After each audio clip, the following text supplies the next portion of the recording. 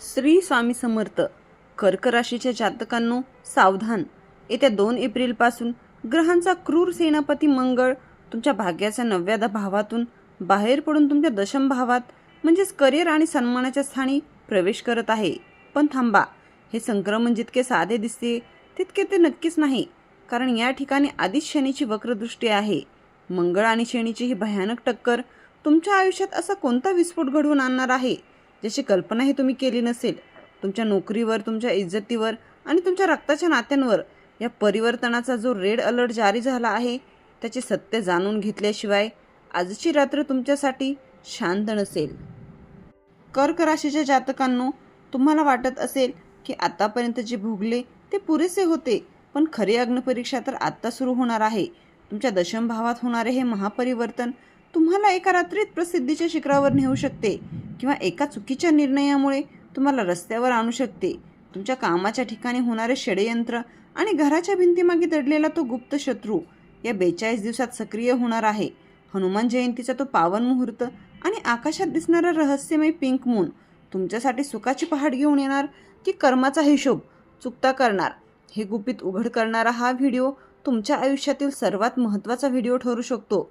कर्क राशीच्या जातकांनो, जर तुम्ही हा व्हिडिओ चुकूनही मधून सोडलात तर कदाचित तुम्ही तुमच्या आयुष्यातील सर्वात मोठी करिअरची संधी आणि स्वतःला वाचवण्याचा मार्ग कायमचा गमावून बसाल. मंगळाची आग जेव्हा शनीच्या थंडगार शिस्तीला धडकते तेव्हा नक्की काय विनाश घडतो? तुमच्या आरोग्यावर, तुमच्या वडिलांच्या प्रकृतीवर आणि तुमच्या कष्टाच्या कर्मावर जो धोका घोंगावतोय त्याचे निवारण मी या व्हिडिओमध्ये सविस्तरपणे सांगितले आहे. तुमच्या कुटुंबाच्या सन्मानासाठी आणि स्वतःच्या प्रगतीसाठी हा व्हिडिओ शेवटपर्यंत पाहणे ही तुमची आजची सर्वात मोठी गरज आहे. चला तर मग उघडूया कर्क राशीच्या नशिबाचे हे भयानक रहस्य. कर्क राशीच्या जातकांनो, 2 एप्रिलपासून मंगळ तुमच्या 10व्या भागात प्रवेश करत असल्याने तुमच्या करिअरमध्ये एक प्रचंड मोठी ऊर्जेची लाट येणार आहे. तुम्ही आत्तापर्यंत जे काम लांबणीवर टाकत होतात ते आता रॉकेटच्या वेगाने पूर्ण होईल. समाजात आणि कामाच्या ठिकाणी तुमचे वर्चस्व वाढेल. जर तुम्ही सरकारी नोकरीत असाल किंवा राजकारणाशी संबंधित असाल तर तुम्हाला मोठी पदवी किंवा अधिकार मिळण्याचे प्रबळ योग आहेत. मंगळाची ही शक्ती तुम्हाला एका योद्ध्यासारखे बनवेल, ज्यामुळे तुमचे शत्रू तुमच्यासमोर नतमस्तक होतील. मात्र याच काळात शनीची दृष्टी तुमच्या करिअरवर असल्याने इगो आणि अहंकार तुमच्या विनाशाचे कारण ठरू शकतो. कामाच्या ठिकाणी वरिष्ठांशी होणारा एक छोटासा वाद तुमची वर्षानुवर्षाची मेहनत मातीत मिळवू शकतो. इथे तुम्हाला डिप्लोमसी म्हणजेच चातुर्याने वागावे लागेल. कोणावरही विसंबून न राहता स्वतःच्या कष्टावर विश्वास ठेवा. जर तुम्ही संयम राखलात तर हा काळ तुम्हाला तुमच्या स्वप्नातील नोकरी किंवा व्यवसायात प्रचंड मोठा नफा मिळवून देणारा ठरेल. करिअरमध्ये येणारा हा बदल केवळ आर्थिक नसून तो तुमच्या सामाजिक प्रतिमेशीही निगडित आहे. मंगळाचा प्रभाव तुम्हाला काहीसा डोमिनेटिंग बनवू शकतो, ज्यामुळे सहकाऱ्यांसोबत खटके उडू शकतात. या 42 दिवसात तुम्हाला तुमच्या रागावर लगाम घालावा लागेल. लक्षात ठेवा, हा काळ तुम्हाला मेकर किंवा ब्रेकर बनवू शकतो. जर तुम्ही टीमला सोबत घेऊन चाललात तर शनी मंगळाची ही युती तुम्हाला यशाच्या अशा शिखरावर नेईल जिथून मागे वळून पाहण्याची गरजच उरणार नाही. कर्क राशीच्या जातकांनो, आर्थिक बाबतीत हा काळ तुमच्यासाठी सुवर्ण संधी घेऊन येत आहे. मंगळाची दृष्टी तुमच्या धनभावावर पडत असल्याने अचानक कुठून तरी मोठा पैसा येण्याचे योग आहेत. अडकलेले पेमेंट किंवा जुन्या मालमत्तेचे व्यवहार आता मार्गी लागतील. जर तुम्ही स्वतःचा व्यवसाय करत असाल तर नवीन डील किंवा कॉन्ट्रॅक्ट मिळण्याचे प्रबळ संकेत आहेत. हा काळ तुम्हाला आर्थिकदृष्ट्या स्वतंत्र आणि सक्षम बनवण्यासाठी आला आहे, पण त्यासाठी तुम्हाला सावध राहावे लागेल.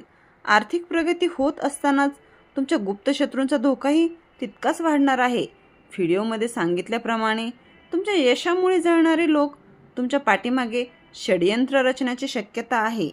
पैशांच्या व्यवहारात कोणावरही डोळे झाकून विश्वास ठेवू नका, अगदी जवळच्या व्यक्तीवरही नाही. एखादा चुकीची सही केलेला कागद तुमच्यासाठी फायदेशीर कायदेशीर कटकटी निर्माण करू शकतो. त्यामुळे आर्थिक निर्णय घेताना 10 वेळा विचार करा आणि अनुभवी लोकांचा सल्ला नक्कीच घ्या.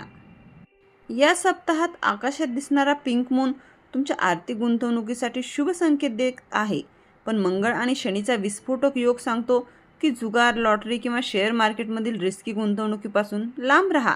घाईघाईत श्रीमंत होण्याच्या नादात असलेली मुद्दलही गमावू नका. जर तुम्ही हनुमान जयंतीच्या दिवशी गरिबांना काही दान केले तर तुमच्या धनाचा ओघ सतत वाहत राहील आणि शत्रूंचे वार तुमच्यावर निकामी ठरतील. कर्क राशीच्या जातकांनो, आरोग्याच्या बाबतीत हा काळ तुम्हाला रेड अलर्ट देत आहे. मंगळ हा अग्नितत्वाचा ग्रह असून तो तुमच्या दशम भावात असल्याने पित्त, उष्णता आणि रक्ताशी संबंधित समस्या वाढू शकते.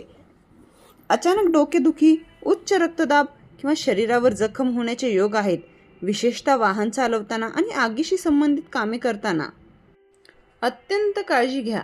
छोटीशी चूकही दवाखान्याची पायरी चढायला लावू शकते, हे लक्षात ठेवा.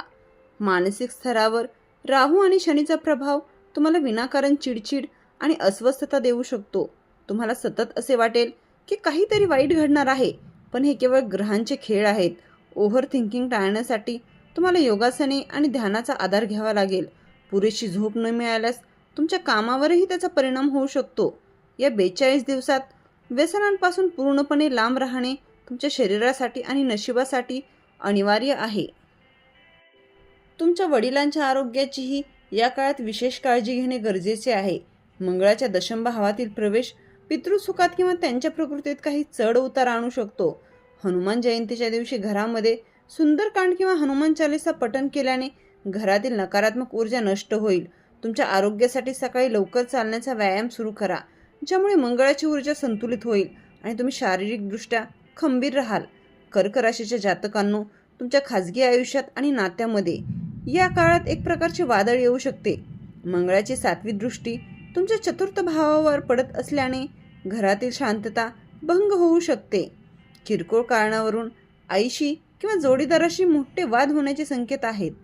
तुमची कठोर वाणी कोणाचे तरी मन खोलवर दुखवू शकते, त्यामुळे बोलण्यापूर्वी विचार करा, अन्यथा रक्ताची नाती दुरावण्याची भीती आहे. प्रेम संबंधाच्या बाबतीतही हा काळ तुमच्या संयमाची परीक्षा घेणारा ठरेल. तुमचा पॉझिटिव्ह स्वभाव जोडीदाराला गुदमरल्यासारखा वाटू शकतो.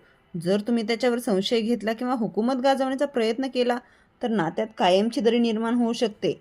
हनुमान जयंतीचा हा काळ जुने वाद मिटवण्यासाठी उत्तम आहे, पण त्यासाठी तुम्हाला तुमचा अहंकार बाजूला ठेवावा लागेल.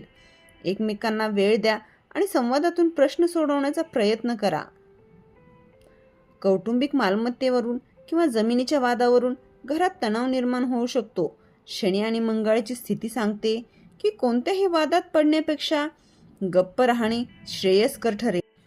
हा 42 दिवसांचा काळ मौन पाळण्यासाठी आणि कुटुंबाला सावरून धरण्यासाठी आहे.